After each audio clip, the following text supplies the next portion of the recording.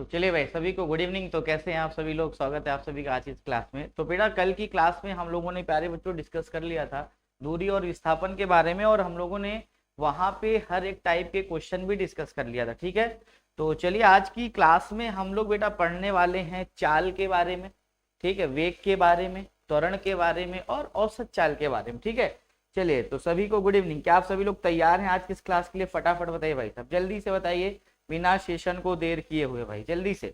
ठीक है, चलिए आइए बात करेंगे बेटा कल की क्लास में जो बातें हुई थी, थोड़ा सा हम रिकॉल कर लेते हैं। कल की क्लास में बेटा हम लोगों ने दूरी को डिस्कस कर लिया था, और प्यारे बच्चों हम लोगों ने विस्थापन को पढ़ लिया था। याद है आप सभी को? दूरी और किसको पढ़ लिया था प्यारे बच्चों? विस्थापन को हम लोगों ने पढ़ लिया था। और हम लोगों ने ढेर सारे क्वेश्चन भी कर चुके थे, लगभग हम लोगों ने 10 से 12 क्वेश्चन किया था। किसके बारे में? दूरी और विस्थापन के बारे में। बात क्लियर हो रही कि नहीं हो रही? ठीक है, तो चलिए जो आज का प्यारे बच्चों टॉपिक है वो हम लोग पढ़ने वाले चाल। ठीक है, चाल को बोलते हैं प्यारे बच्चों स्पीड। क्या कहते हैं? चाल को बोलते हैं प्यारे बच्चों स्पीड, है ना। अगर हम आपसे पूछे सर चाल है क्या, ठीक है, चाल है क्या और चाल को आप किस प्रकार परिभाषित कर सकते हैं, तो आपका सर एक ही आंसर होता था जनरली कि सर हम मान लीजिए कि हमें यहाँ से 40 किलोमीटर जाना है ना। यहाँ से हमें 40 किलोमीटर जाना था, और 40 किलोमीटर जाने में मेरे को कितना मिनट लगा? मान लेते हैं बेटा हमको 1 घंटे लगा। कितना लगा? 1 घंटे लगा। तो और अगर हम आपसे पूछे आपकी चाल कितनी रही होगी, तो आपका आंसर होता था सर चाल जो हमारी रही होगी वो 40 किलोमीटर प्रति घंटे रही होगी। कितनी रही होगी? 40 किलोमीटर प्रति घंटे। मतलब 40 किलोमीटर की दूरी हम लोगों ने कितने घंटे में तय किया? 1 घंटे में तय किया। आप यही कहते थे। जैसे हमने बोला कि 60 किलोमीटर की दूरी अगर आपने 1 घंटे में तय कर लिया, कितने घंटे में? 1 घंटे में। तो हमने पूछा आपकी चाल कितनी है, तो आपने आंसर दिया सर हमारी चाल जो थी 60 किलोमीटर प्रति घंटे थी। कैसे दे रहे हो आप? कि सर दूरी में हम लोग समय का भाग करा रहे, मतलब चाल बराबर दूरी बटे समय। मतलब किसी वस्तु द्वारा एकांक समय में तय की गई दूरी को बेटा क्या कहते हैं? वस्तु की चाल कहते हैं। और आप ऐसे ही तो निकाल रहे हो, बोलिए, ऐसे ही तो आप कैलकुलेट कर रहे हो कि किसी एकांक समय में वस्तु द्वारा तय की गई दूरी को वस्तु की क्या कहते हैं? चाल कहते हैं, है ना। आइए लिखते हैं। तो यहाँ पे हमने बोला कि एक किसी वस्तु द्वारा, है ना, लिखेंगे मेरे साथ, किसी वस्तु द्वारा एकांक समय में, किसी वस्तु द्वारा एकांक समय में तय की गई दूरी, एकांक समय में तय की गई दूरी वस्तु की चाल कहलाती है। क्या कहलाती है बेटा? वस्तु की चाल कहलाती है। बोलिए बात क्लियर हुई कि नहीं हुई? किसी वस्तु द्वारा एकांक समय में तय की गई दूरी प्यारे बच्चों वस्तु की क्या कहलाती है? चाल कहलाती है। यहाँ पे हम लिख सकते हैं चाल बराबर हो जाएगा प्यारे बच्चों दूरी बटे समय। क्या हो जाएगा? चाल बराबर हो जाएगा प्यारे बच्चों दूरी बटे समय। क्या हो जाएगा? चाल बराबर दूरी बटे समय, है ना। यहाँ पे हम लिख सकते हैं, ठीक है, चाल बराबर दूरी बटे समय। बताइए चाल कैसी राशि है? जल्दी से कमेंट करिए सभी लोग। चाल सदिश है या अदिश है? तो आप कहोगे सर चाल एक अदिश राशि है। क्या है? चाल एक प्यारे बच्चों कैसी राशि है? अदिश राशि होती है। मतलब चाल को व्यक्त करने के लिए हमें दिशा की आवश्यकता नहीं होती, हमें केवल और केवल बेटा परिमाण की जरूरत पड़ती है। तो आप आंसर यहां से दे सकते थे कि सर चाल कैसी राशि है? चाल एक अदिश राशि है। बात क्लियर हुई? चलिए अगर हम बोले चाल का मात्रक क्या होता है, तो आप कहेंगे सर दूरी का मात्रक होता है मीटर, समय का मात्रक होता है सेकेंड, और हम चाल को किसमें लिख सकते हैं? मीटर पर सेकेंड, या तो कभी कभी बेटा लिखा रहता है किलोमीटर प्रति घंटा भी लिखा रहता है। याद रखेंगे जो हमारे आपके देखे वाहन में, है ना, चाल को कौन नापता है? स्पीडोमीटर नापता है कि नहीं नापता? बताओ जल्दी से। तो यहाँ किलोमीटर पर आवर में लिखा रहता है कि नहीं लिखा रहता? चलिए भाई, चाल कभी भी ऋणात्मक या शून्य नहीं हो सकती। ये बात याद रखेंगे कि दूरी, चाल किस पे डिपेंड करता है? दूरी पे। और दूरी कभी शून्य नहीं हो सकती, तो दूरी की भांति चाल भी निगेटिव नहीं हो सकती। चाल भी हमेशा क्या होगी बेटा? पॉजिटिव होती है। याद रखना, यहाँ पे पॉइंट में लिखवा दे रहा हूं, चाल ऋणात्मक नहीं होती है, चाल ऋणात्मक नहीं होती है। क्या? चाल ऋणात्मक नहीं होती है। ये बात प्यारे बच्चों याद रखेंगे कि चाल निगेटिव में नहीं होगा, क्योंकि चाल किस पे डिपेंड करता है? दूरी पे डिपेंड करता है, और दूरी की भांति बेटा चाल भी निगेटिव नहीं हो सकती। बेटा चाल की वीमा बताइए, सभी बच्चे प्यार के साथ बताएंगे वीमा कितनी हो जाएगी। चाल की वीमा प्यारे बच्चों LT-1 हो जाती है। कितनी हो जाएगी? चाल की वीमा प्यारे बच्चों LT-1 हो जाएगी। ठीक है, तो चलिए इसको नोट करेंगे, फिर हम आगे बात करते हैं। ठीक है, उम्मीद करते हैं आपको ये बात एकदम अच्छे से क्लियर हो गई होगी। चलिए नोट करिएगा सभी बच्चे, नोट कर लीजिए भाई सभी लोग आराम से, कोई जल्दीबाजी नहीं है। देखो अभी तो ये छोटे छोटे कॉन्सेप्ट बनना है, जैसे हम थोड़ा सा 1-2 क्लास और पढ़ेंगे ना, फिर मजा आएगा इस चैप्टर को पढ़ने। अभी तो लग रहा होगा सर हाँ ये तो हमें आता है पहले, है ना? आएगा क्यों नहीं भाई, अगर अच्छे से पढ़ाई किया होगा तो सब चीजें पता होगी। चलिए क्लियर हो गई सर बात, बहुत बढ़िया। आइए देखते एक थोड़ा सा एग्जाम्पल कर लेते, एक छोटा सा एग्जाम्पल प्यारा सा। एक छोटा सा एग्जाम्पल क्या है, मान लेते हैं आपको बोल रहा है ना, आपको क्वेश्चन में बोल रहा है कि कोई एक कार, है ना, एक छोटा सा एग्जाम्पल करते हैं, कोई एक कार 90 किलोमीटर की दूरी, है ना, कोई एक कार 90 किलोमीटर की दूरी, 90 किलोमीटर की दूरी 3 घंटे में तय करती है, 3 घंटे में तय करती है ना। एकदम बेसिक सा क्वेश्चन ले रहे हैं।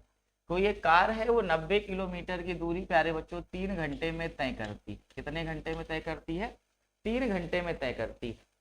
तो कार की चाल, तो कार की चाल मीटर पर सेकंड में ज्ञात कीजिए। किसमें?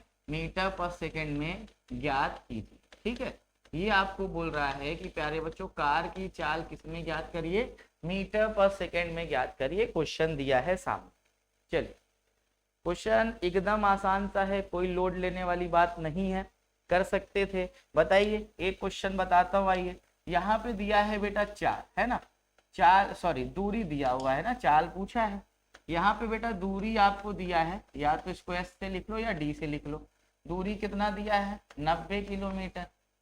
समय कितना लग रहा है?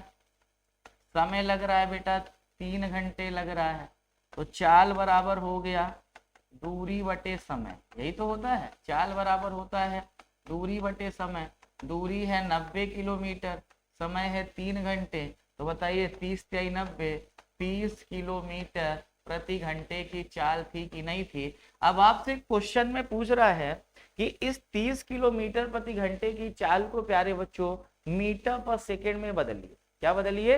30 मीटर पर सेकंड की चाल को किलोमीटर प्रति घंटे की चाल को मीटर पर सेकंड में बदलना है। तो बताइए आप क्या करेंगे? यहाँ पे 1 किलोमीटर में प्यारे बच्चों 1000 मीटर होगा, और 1 घंटे में प्यारे बच्चों 3600 सेकंड होगा। काट दीजिए, यहाँ पे 2 0 से 2 0 कट जाएगा। बताइए यहाँ से कटेगा, जल्दी से बोलिए किससे कटेगा? 3 से कट जाएगा, 12 × 36, 3 दाम में 3, ऊपर हो गया 100, ऊपर हो गया 100/12 मीटर पर सेकेंड। सवाल कर सकते थे, है ना। यहाँ पे और कितने बार जाएगा? आराम से काट लीजिए कितने बार जाएगा। मान लेते हैं 2 × 12 50 हो गया, 6 × 8 48, है ना, उधर गया 2 गया 6, है ना, 6 चौक 24, है ना, 6 चौक 24, 8.4 मीटर पर सेकेंड के आसपास आया है लगभग। ठीक है, तो आप इस तरह इस क्वेश्चन को कर सकते थे, लेकिन एक डायरेक्ट तरीका भी बेटा सीख लीजिए। एक डायरेक्ट तरीका ये भी हो सकता है प्यारे बच्चों कि आपने 30 किलोमीटर पर आवर तो निकाल लिया, है ना, आपने 30 किलोमीटर पर आवर तो निकाल लिया, और आप चाहते तो इसी 30 में 5/18 का मल्टीप्लाई करा देते, तो ये किस में बदल जाता प्यारे बच्चों? मीटर पर सेकेंड में बदल जाता। बोलिए अगर यहीं पे बोलते 30 किलोमीटर पर आवर में, आप यही देखिए वही तो आ रहा है, 2 0 0 कट गया, 2 × 5 = 10, 18 × 36, 5/18 कराते, 30 पंचे 150 होता, 150/18 को सॉल्व करते और आराम से यहाँ पे प्यारे बच्चों आंसर आ जाता। बताइए बात क्लियर हो रही कि नहीं?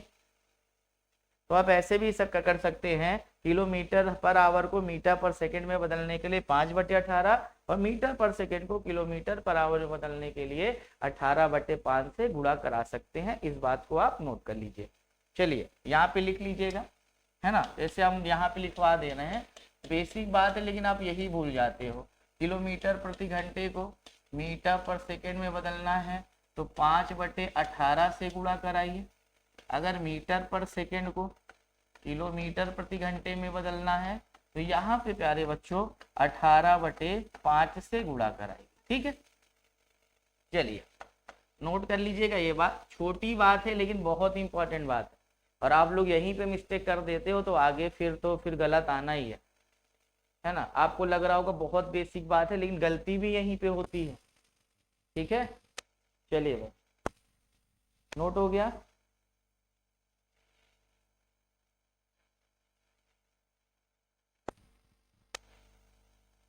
आइए आगे बात करें। चलिए अब बात करते हैं प्यारे बच्चों, थोड़ा वेग की बात करते हैं। किसकी बात करेंगे? वेग, है ना। वेग क्या होता है? वेग को बोलते हैं बेटा वेलोसिटी, है ना। वेलोसिटी क्या होती समझते।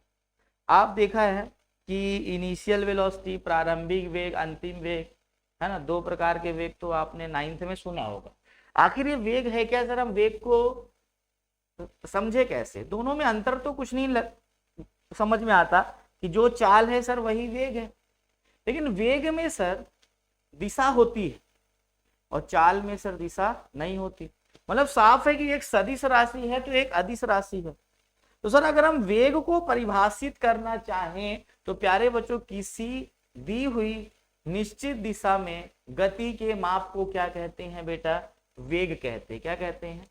मतलब किसी निश्चित दिशा में चाल के मापन को क्या कहते हैं प्यारे बच्चों? वेग कहते हैं। क्या कहते हैं? आप ऐसे परिभाषित कर सकते हैं कि किसी निश्चित दिशा में वस्तु की चाल क्या कहलाती है प्यारे बच्चों?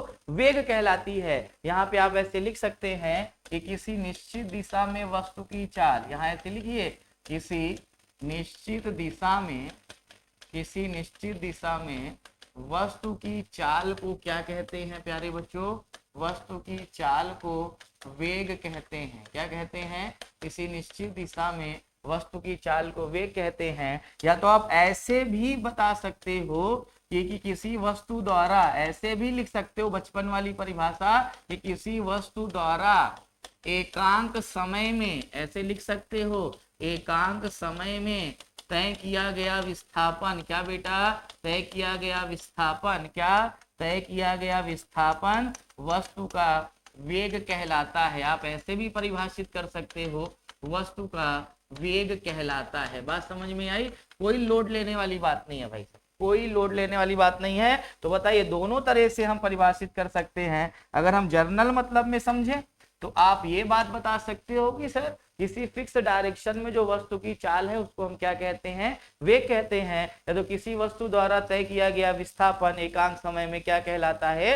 वेग कहलाता है। और आप यहाँ पे समझिए, आगे थोड़ा सा बात करें तो आप देखिए, तो वेग बराबर होता भी है फार्मूला, वेग बराबर होता है बेटा विस्थापन बटे समय। क्या होता है प्यारे बच्चों?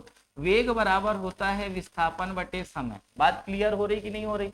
जल्दी से बताइए, बात क्लियर हो रही है? वेग बराबर होता है विस्थापन बटे समय। Velocity equal to displacement upon time हो जाएगा। प्यारे बच्चों फिर से वही कहानी, वेग कैसी राशि है? सदिश राशि है। क्या है बेटा? सदिश राशि है। बोलिए। और अगर ये सदिश राशि है और यहाँ बताइए वेग किस पे डिपेंड कर रहा है? विस्थापन पे। तो विस्थापन की भांति यहाँ लिख सकते हैं, विस्थापन की भांति यहाँ लिखेंगे, विस्थापन की भांति वेग भी, है ना। विस्थापन की भांति वेग ऋणात्मक व शून्य, ऋणात्मक, धनात्मक तथा शून्य होता है।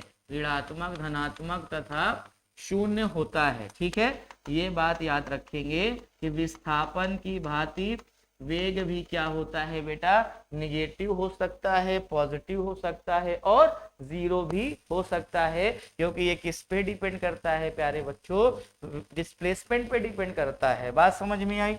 अगले पॉइंट पे बताइए सरकार, यहाँ पे लिख देता हूं। आइए, मात्रक इनका क्या हो जाएगा, बोलिए प्यारे बच्चों, सभी बच्चे बताइए, इसका मात्रक क्या हो जाएगा, विस्थापन का मात्रक मीटर और समय का मात्रक प्यारे बच्चों क्या हो जाएगा, सेकेंड, तो मीटर पर सेकेंड हो जाएगा। बात क्लियर है? और इनकी वीमा कितनी होगी प्यारे बच्चों, वीमा कितनी होती है, LT-1 हो जाएगी। कितनी हो जाएगी वीमा भी प्यारे बच्चों, LT-1 हो जाएगी। चलिए नोट कर लीजिए जल्दी से सभी लोग।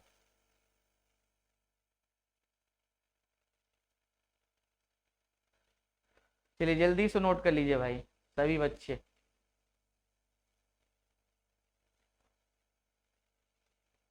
बिना देर किए हुए नोट कर लीजिए भाई। चलिए मैं किनारे हूं, आप नोट कर लीजिए, हो जाए तो बताइए मेरे को।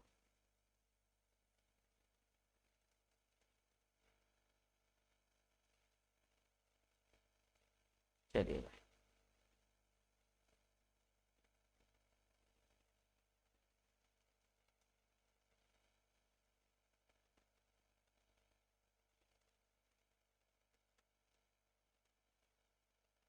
बोले बात क्लियर है?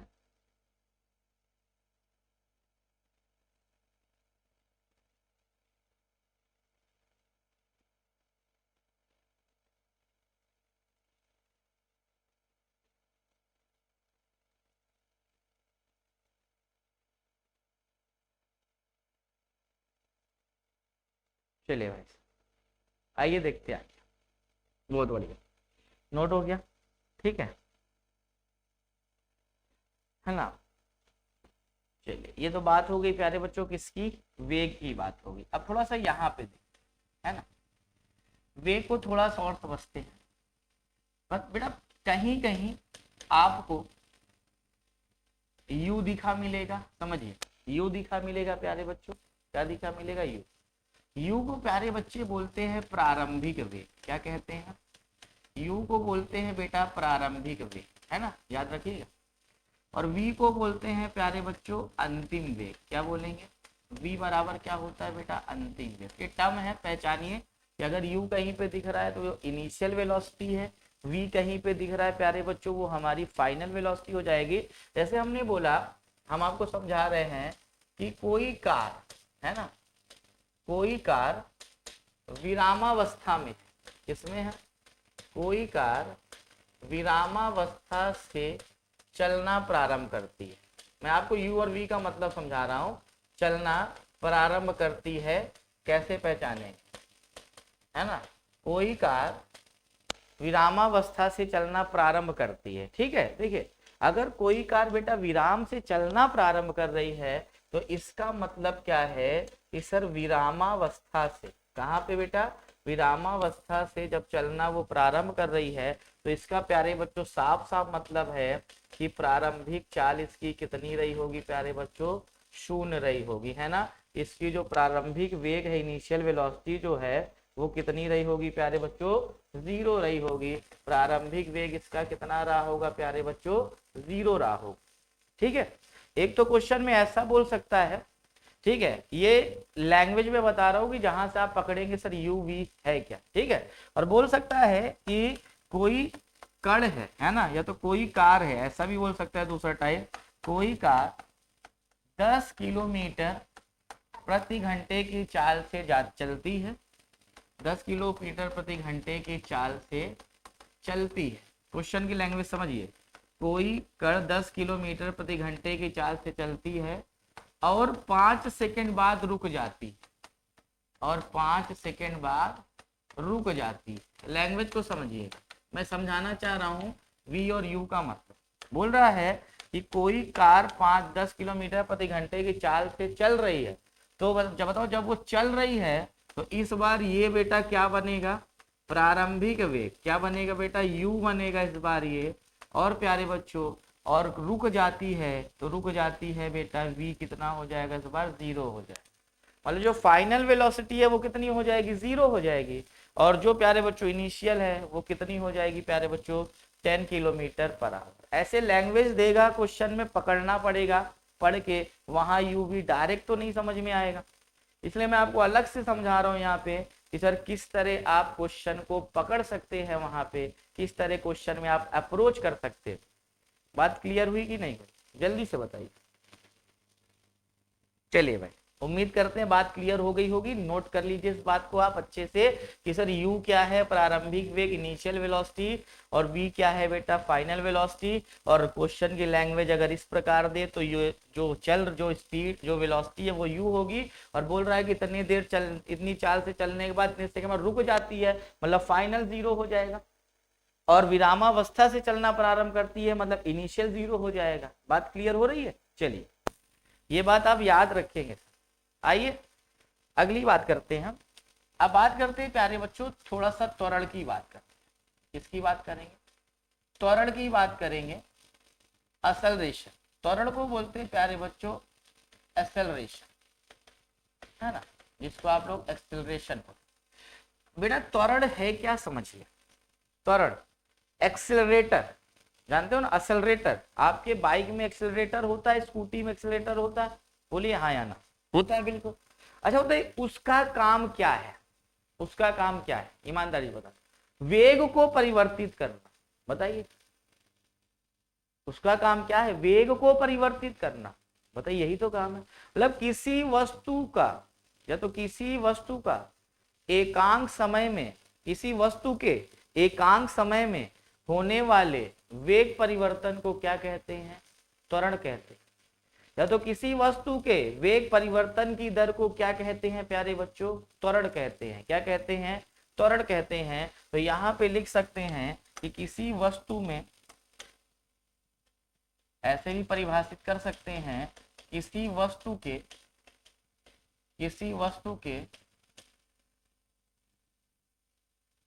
वेग में, किसी वस्तु के वेग में एकांक समय में, किसी वस्तु के वेग में एकांक समय में होने वाले परिवर्तन को त्वरण कहते हैं। होने वाले परिवर्तन को त्वरण कहते हैं। ठीक, होने वाले परिवर्तन को क्या कहते हैं प्यारे बच्चों? त्वरण कहते हैं। बात क्लियर है? अगर हम बात करें अथवा करके, ये भी हम परिभाषित कर सकते थे कि प्यारे बच्चों वेग परिवर्तन की दर को क्या कहते हैं? त्वरण कहते हैं, है ना। वेग परिवर्तन की दर, दर आ गया मतलब समय के सापेक्ष, या तो समय के सापेक्ष वेग परिवर्तन की दर, है ना। वेग परिवर्तन की दर को क्या कहते हैं बेटा? वेग परिवर्तन की दर को त्वरण कहते हैं। एक परिभाषा ऐसे भी परिभाषित कर सकते हैं, वेग परिवर्तन की दर को क्या कहते हैं प्यारे बच्चों? त्वरण कहते हैं। इसे स्मॉल ए से प्रदर्शित करते हैं। किससे? इसे स्मॉल ए से प्रदर्शित करते हैं। किससे प्रदर्शित करेंगे प्यारे बच्चों? इसे स्मॉल ए से प्रदर्शित करते हैं। ठीक है, इसे स्मॉल ए से प्रदर्शित करते हैं। अर्थात आइए देखते हैं, अर्थात ए बराबर हो जाएगा वेग परिवर्तन, अर्थात ए बराबर हो जाएगा वेग परिवर्तन बटे समय अंतराल। क्या हो जाएगा? वेग परिवर्तन बटे समय अंतराल। बताइए वेग में परिवर्तन कैसे होगा, आइए समझते हैं। वेग में परिवर्तन किस प्रकार होगा? मान लेते हैं यहाँ पे एग्जाम्पल समझिए, मान लेते हैं ये कोई कण है, मान लेते हैं कोई कार है ये, है ना। कार की प्रारंभिक चाल कितना हो गई? u। एक कार है, कार की प्रारंभिक चाल प्यारे बच्चों कितना है? u है। और इसकी चाल t समय पश्चात क्या हो जाती है प्यारे बच्चों? v हो जाती। क्या हो जाती है? v हो जाती है। तो आपसे बोला त्वरण निकालिए। क्या निकालिए? त्वरण निकालिए। तो त्वरण बराबर हो जाएगा वेग परिवर्तन। परिवर्तन कैसे निकालेंगे? अंतिम वेग माइनस प्रारंभिक वेग। क्या लिखेंगे? अंतिम वेग माइनस प्रारंभिक वेग बटे में प्यारे बच्चों समय अंतराल। क्या लिखेंगे प्यारे बच्चों? समय अंतराल। बात समझ में आ रही कि नहीं आ रही? मतलब यहाँ लिख सकते हैं v माइनस यू अपॉन में प्यारे बच्चों t। क्या लिख सकते हैं? v माइनस यू अपॉन में प्यारे बच्चों लिख सकते हैं टी। बात समझ में आई? तो ये हो जाएगा बेटा किसकी परिभाषा? त्वरण की परिभाषा। नोट करिए। फिर इनके मात्रक सीखते हैं, त्वरण कैसी राशि है, और कुछ और बातें सीखते हैं कि त्वरण पॉजिटिव भी हो सकता है, निगेटिव भी हो सकता है, जीरो भी हो सकता है। ठीक है, चलिए बात करते हैं आगे।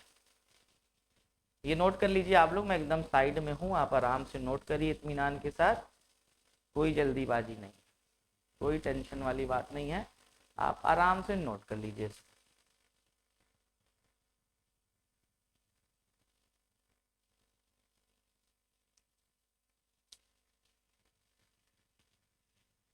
ठीक है, हाँ कोई लोड लेने वाली बात नहीं, आराम से नोट करिए। जहाँ डाउट हो आप कमेंट सेक्शन में से मेरे से पूछ सकते हैं कि सर हाँ ये बात हमको नहीं समझ में।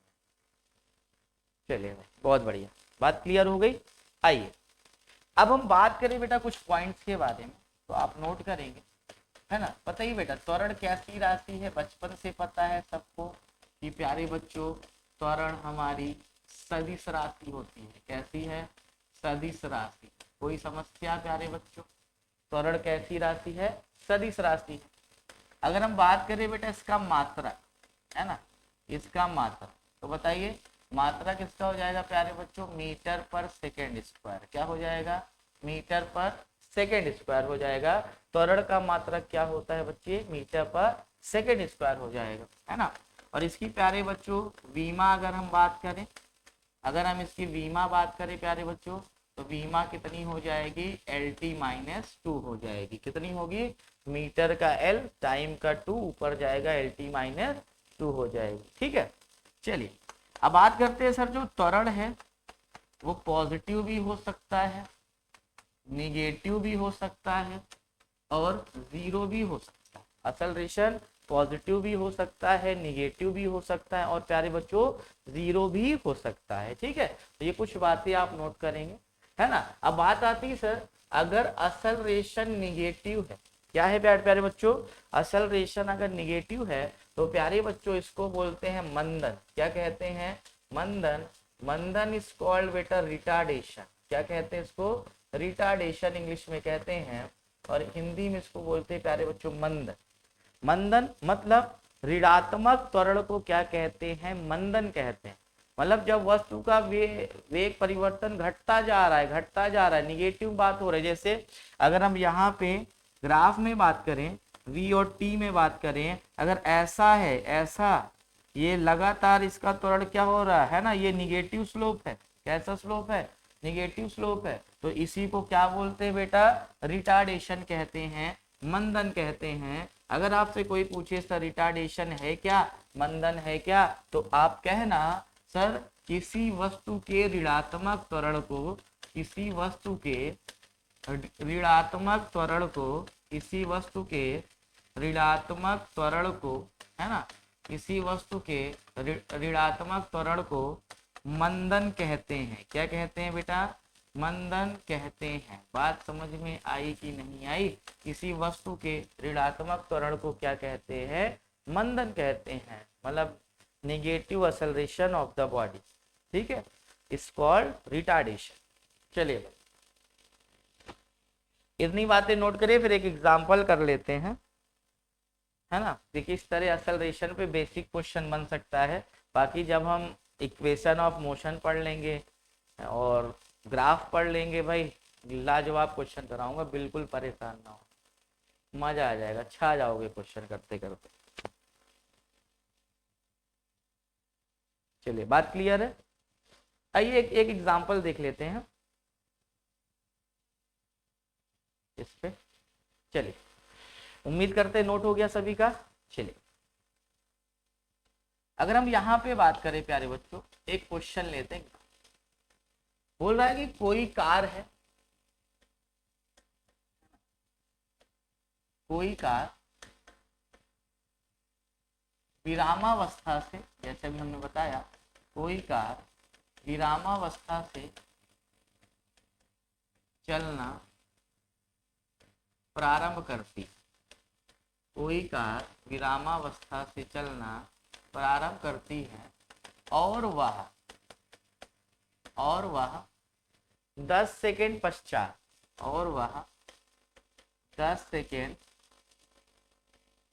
पश्चात, है ना, और वह बेटा 10 सेकेंड पश्चात 36 किलोमीटर प्रति घंटे की चाल प्राप्त कर लेती है, और वह 10 सेकेंड पश्चात 36 किलोमीटर प्रति घंटे की चाल प्राप्त कर लेती, ठीक है। तो कार का त्वरण बताइए, क्या आपसे पूछ रहा है प्यारे बच्चों, कार का त्वरण बताइए, कार का त्वरण ज्ञात कीजिए, ठीक है। चलिए एक बेसिक का क्वेश्चन एक लेते हैं, बेसिक एग्जाम। बोल रहा है कि कोई कार है विरामावस्था से चलना प्रारंभ कर रही है और वो प्यारे बच्चों 10 सेकेंड पश्चात 36 किलोमीटर प्रति घंटे की चाल प्राप्त कर लेती है। तो आपसे पूछ रहा है कि एक्सेलरेशन फाइंड करिए। क्या फाइंड करिए बेटा, एक्सेलरेशन फाइंड करिए। नोट करेंगे क्वेश्चन, फिर देखते हैं एकदम आसान सा सोल्यूशन, ठीक है। लैंग्वेज अभी हमने आपको समझाई है, क्वेश्चन में किस लैंग्वेज में बन सकते हैं क्वेश्चन, उसी को पकड़िए और आंसर की तरफ आगे बढ़ेंगे। प्यारे बच्चों अगर हम बात करें, बोल रहा है कि कोई कार विरामावस्था से चलना स्टार्ट कर रही है, मतलब आकार इज स्टार्ट फ्रॉम रेस्ट, यही बोल रहा है। तो भाई जब विरामावस्था से चलना प्रारंभ कर रही है तो प्यारे बच्चों क्या प्रारंभिक वेग इसका 0 होगा, बोलिए। और बोल रहा है कि ये 36 किलोमीटर प्रति घंटा, मतलब v की वैल्यू कितना दिया है, 36 किलोमीटर प्रति घंटा दिया है। तो सबसे पहले सर अपना काम है इसको मीटर पर सेकंड में बदलिए। तो जैसे इसको मीटर पर सेकंड में बदलेंगे 5/18 करेंगे, 18 2 36, 2 5 10, कितना हो गया प्यारे बच्चों, 10 मीटर पर सेकेंड हो गया। क्या हो गया, 10 मीटर पर सेकेंड हो गया। बात क्लियर है। अब बोल रहा है कि कितना समय लग रहा है प्यारे बच्चों, 10 सेकेंड लग रहा है। कितना सेकेंड लग रहा है प्यारे बच्चों, 10 सेकेंड लग रहा है। तो a बराबर होता है v minus you upon T. क्या होता है, a बराबर v minus you by T. तो बताइए v कितना आया है 10, u कितना है प्यारे बच्चों 0, समय कितना है 10। बताइए प्यारे बच्चों 10/10 मतलब 1 मीटर पर सेकेंड स्क्वायर आया कि नहीं आया, जल्दी से बोलिए। 1 मीटर पर सेकेंड स्क्वायर आया कि नहीं आया। बताइए क्या आसानी से सॉल्व किया जा सकता था कि नहीं किया जा सकता था इसको, जल्दी से बोलिए। क्या इसको हम आसानी से सॉल्व कर लेते, बिल्कुल कर लेते। चलिए भाई नोट कर लीजिएगा,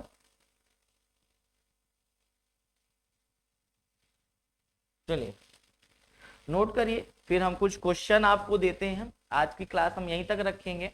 5 क्वेश्चन दे रहे हैं, उसका आंसर आपको कमेंट सेक्शन में करना है। एक एक लाइन के आंसर है, सारे बच्चों को उसका आंसर कमेंट सेक्शन में करना है। और उसके बाद कल हम लोग पढ़ेंगे औसत चाल से, एक क्लास पढ़ेंगे औसत चाल, औसत वेग, औसत त्वरण, ठीक है। चलिए तो क्वेश्चन नंबर पहला लिख लीजिएगा बेटा। बताना है आपको कि चाल वेग में अंतर बताना है, चाल तथा वेग में अंतर बताइए। पहला क्वेश्चन आपको कमेंट सेक्शन पे मैसेज करना है, चाल वेग में अंतर बताइए। क्या वेग ऋणात्मक नहीं हो सकता, क्या वेग ऋणात्मक नहीं हो सकता है, ये बात आपको बताना है ना।